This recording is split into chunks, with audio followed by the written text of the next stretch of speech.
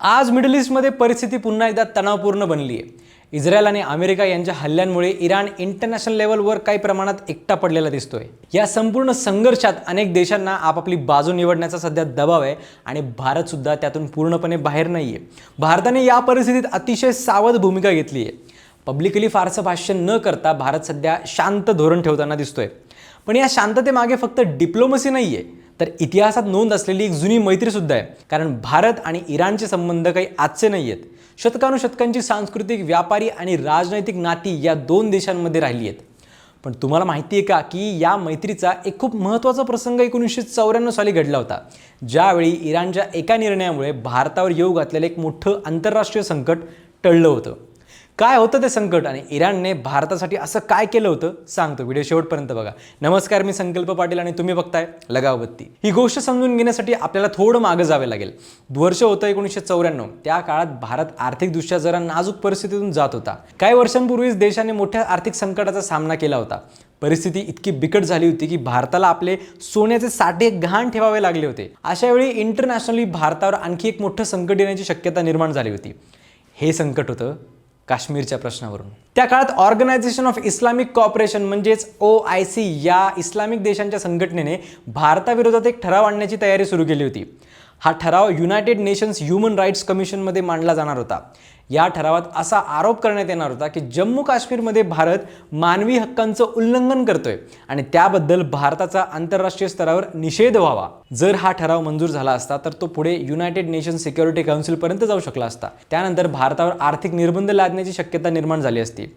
विशेष म्हणजे या प्रयत्नामागे पाकिस्तान सक्रियपणे काम करत होता। काश्मीरचा मुद्दा आंतरराष्ट्रीय पातळीवर उचलण्यात तो आणखी एक मोठा प्रयत्न होता। त्यावेळी भारताचे पंतप्रधान होते PV नरसिम्हा राव। परिस्थिती खूप गंभीर होती। बऱ्याचशा फॉरेन कंट्रीज या ठरावाच्या बाजूने उभ्या होत्या। सोव्हिएत युनियन नुकतंच वेगवेगळं झालं होतं, त्यामुळे भारताचा जुना मित्र सुद्धा त्यावेळी मदत करू शकत नव्हता। म्हणजेच भारत ऑलमोस्ट एकटाच पडला होता। अशा वेळी नरसिम्हा राव यांनी एक वेगळीच डिप्लोमॅटिक चाल खेळण्याचा निर्णय घेतला। OIC या संघटनेचं एक महत्त्वाचं वैशिष्ट्य म्हणजे एकमताच्या तत्वावरती चालते। म्हणजेच सगळे सदस्य देश सहमत असतील तरच ठराव पुढे जाऊ शकतो। जर एखाद्या जरी महत्त्वाच्या सदस्याने विरोध केला तर तो ठराव अडखळू शकतो। याच ठिकाणी भारताने एक महत्त्वाचा देश निवडला, इराण। त्यावेळी भारताचे परराष्ट्र मंत्री होते दिनेश सिंग, पण त्यावेळी ते गंभीर आजारी होते आणि दिल्लीतल्या एम्समध्ये उपचार घेत होते।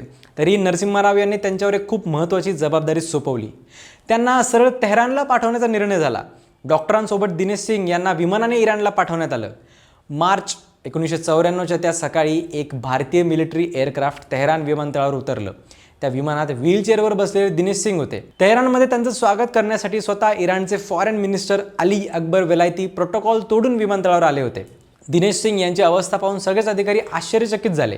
त्यांनी इराणचे राष्ट्रपती अली अकबर हाशमी रफसंजानी यांच्यासोबत अनेक वरिष्ठ नेत्यांची भेट घेतली।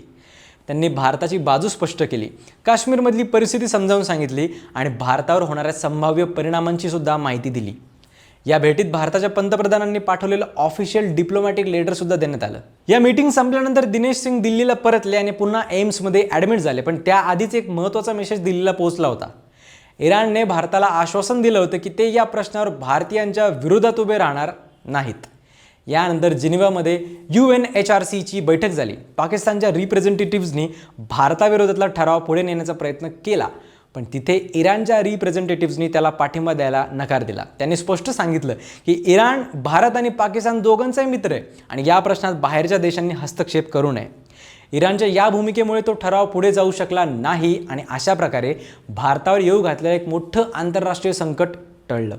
या घटनेनंतर पाकिस्तानने इराणवर तीव्र नाराजी व्यक्त केली आणि या निर्णयाला विश्वासघात असंही म्हटलं। पण भारतासाठी हा एक मोठा राजनैतिक विजय होता, कारण त्या एका निर्णयामुळे भारतावर आर्थिक निर्बंध येण्याची शक्यता मोठ्या प्रमाणात कमी झाली होती। आज जेव्हा मिडल ईस्टमधली परिस्थिती पुन्हा तणावपूर्ण झाली आहे आणि सगळं जग वेगवेगळ्या गटांमध्ये विभागलेलं दिसते, तेव्हा इतिहासातल्या अशाच घटनांची आठवण महत्त्वाची ठरते। कारण आंतरराष्ट्रीय राजकारणात फक्त सध्याच्या घटनाच महत्त्वाच्या नसतात, तर वर्षानुवर्ष तयार झालेली नातीसुद्धा तितकीच प्रभावी असतात। भारत आणि इराण यांच्यातील संबंध याच प्रकारच्या दीर्घकालीन विश्वासावर उभे आहेत। त्यामुळेच आज भारत खूप सावध आणि संतुलित भूमिका घेताना दिसतोय।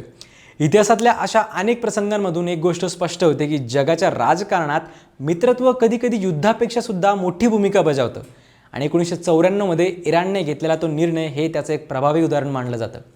कशी वाटली तुम्हाला ही स्टोरी कमेंट्समध्ये नक्की सांगा आणि सबस्क्राईब करा लगाव बत्ती.